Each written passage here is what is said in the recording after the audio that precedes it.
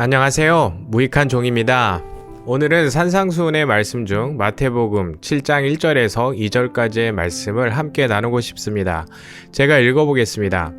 비판을 받지 아니하려거든 비판하지 말라. 너희가 비판하는 그 비판으로 너희가 비판을 받을 것이요 너희가 헤아리는 그 헤아림으로 너희가 헤아림을 받을 것이니라. 우리는 보통 이 말씀을 읽었을 때 주님께서 남을 비판하는 삶의 양식을 기뻐하시지 않는구나. 이제부터 남을 비판하지 말아야지 하며 결단합니다. 그리고 그러한 결단을 지켜낼 힘을 얻기 위해 주님, 남을 비판하지 않도록 도와주세요 라고 기도합니다. 물론 사사건건 남을 판단하고 비판하는 삶의 태도와 마음가짐은 바람직하지 않습니다. 그리고 되도록 남을 비판하지 않으려 애쓰는 자세가 나쁘다고 할 수도 없습니다. 그러나 주님께서 그와 같은 교훈을 주시려고 말씀하신 것은 아닙니다. 우리가 주님의 말씀을 제대로 이해하려면 창세기의 사건으로 거슬러 올라가야 합니다. 하나님은 인간을 지으시고 그들을 에덴 동산에 두셨습니다. 그리고 다음과 같이 명하셨습니다. 창세기 2장 16절에서 17절 말씀입니다. 여호와 하나님이 그 사람에게 명하여 이르시되 동산 각종 나무의 열매는 내가 임으로 먹되 선악을 알게 하는 나무의 열매는 먹지 말라. 내가 먹는 날에는 반드시 죽으리라 하시니라.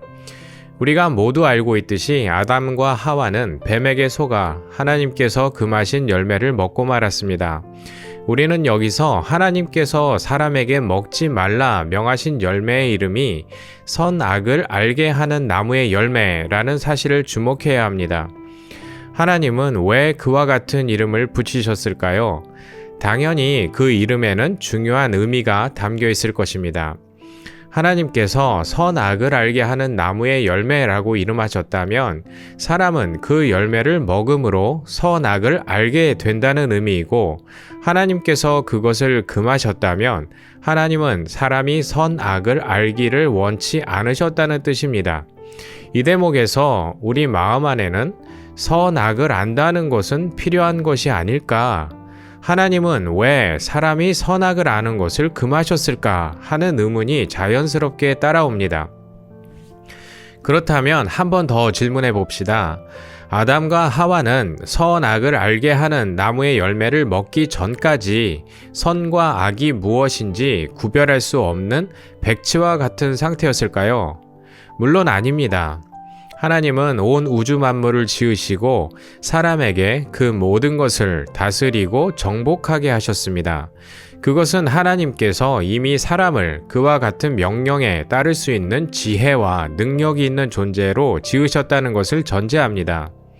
아담과 하와는 자신과 온 우주 만물을 지으신 분이 바로 하나님이시며 그 하나님의 명령에 순종하는 것이 바로 선이며 불순종하는 것이 악이라는 것을 분명히 알고 있었습니다.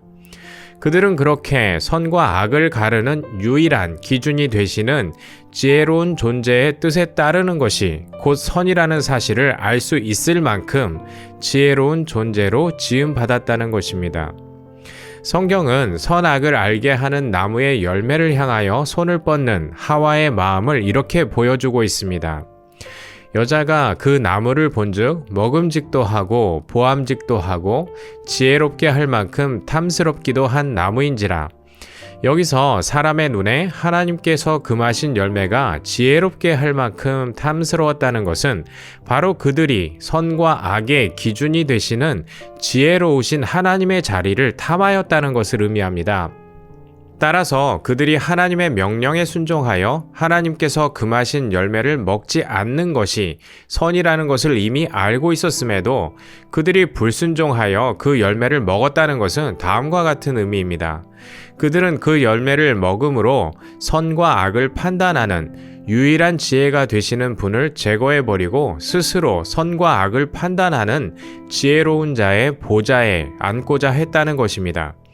창세기에 기록된 이 사건은 인간의 범죄를 보여주고 있을 뿐만 아니라 그 범죄가 스스로 하나님의 자리에 올라 선과 악을 판단하는 주체가 되고자 한 것임을 말하고 있습니다. 이 사건을 통해 우리는 왜 우리가 남을 비판할 수밖에 없는 자가 되었는지 알 수 있습니다. 그렇다면 이제 비판을 받지 아니하려거든 비판하지 말라는 주님의 말씀은 너희가 남을 비판할 수밖에 없는 죄인이므로 너희는 비판을 피할 수 없다. 그러나 남에게 비판을 받지 않을 수 있는 유일한 내가 너희가 받을 비판을 대신 받음으로 너희는 비판을 받지 않을 것이다는 의미로 이해되어야 합니다. 따라서 우리가 남을 비판하지 않음으로 비판을 피하려고 노력하는 것은 아무 의미가 없는 죽은 행위에 불과하다는 것을 알아야 합니다. 비판을 받지 않으시고 죄인을 비판하실 수 있는 존재는 오직 하나님 한 분 외에는 없습니다. 그리고 그 하나님은 육신으로 이 땅에 오셨습니다. 죄인을 비판하실 수 있는 분이 그들을 비판하지 않기 위하여 오신 것입니다. 비판을 받을 이유가 없는 분이 비판을 받아 마땅한 자들에게 비판받으러 오신 것입니다. 우리는 우리 자신이 비판받지 않을 유일한 하나님께 비판받고 영원히 멸망당할 수밖에 없는 존재임을 몰랐습니다. 이 땅에 육신으로 오신 예수님이 비판을 받을 이유가 없는 하나님이심도 알아보지 못했습니다. 그래서 우리는 그분을 비판하고 정죄하고 십자가에 못 박아 죽였습니다. 그런데 바로 거기에 엄청난 반전이 감추어져 있었습니다. 비판받고 죽을 이유가 없는 예수 그리스도의 죽으심으로 말미암아 비판받고 죽어 마땅한 존재가 받아야 할 비판과 죽음이 예수 그리스도 안에서 함께 집행되어 버렸다는 것입니다. 주님은 그렇게 죄인들에게 비판을 받고 죽임을 당하심으로 우리가 하나님의 자리를 탐하여 하나님조차도 비판하려 했던 죄인임을 폭로하여 주셨습니다. 또한 주님은 우리가 우리의 죄로 말미암아 하나님의 심판을 피할 수 없는 자들이었으나 주님께서 친히 우리가 받아야 할 하나님의 심판을 받으시고 우리가 죽어야 할 죽음을 대신 당하셨음을 말씀하고 계신 것입니다. 십자가에 죽으시고 부활하신 예수 그리스도께서 이제 성령과 함께 우리 안에 오셔서 우리와 한 몸이 되어 주셨습니다. 스스로 선과 악의 기준이 되어 하나님조차 비판하고 죽여버렸던 우리의 옛 자아는 우리 손으로 못 박아 죽인 예수 그리스도와 함께 비판받고 헤아림 받아 죽었음을 믿으십시오. 주님께서 그 믿음을 우리에게 허락하셨다면 우리는 비판받지 않으실 유일한 한 분 예수 그리스도 안에서 영원히 비판받지 않을 존재가 된 것입니다. 이것이 바로 주님께서 산상수훈의 말씀을 통하여 우리에게 전하시는 복음입니다.